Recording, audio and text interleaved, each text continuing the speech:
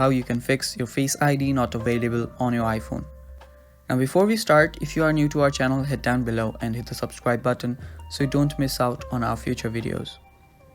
Now let's start. First, open up your settings. And after you open your settings, just scroll down till you find Face ID and passcode.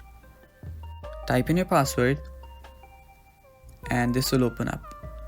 Now if you scroll down for a bit more, you will see the attention section. Now make sure that you turn off all of these options, and after you just turn it off, make sure that you turn them back on. Now what you can do is you can try to reset your Face ID too, and after you do all those, just go back, open up your settings again, go to general and scroll down till you find transfer or reset iPhone. Tap on reset and reset all of your settings. Type in your password and your phone will restart.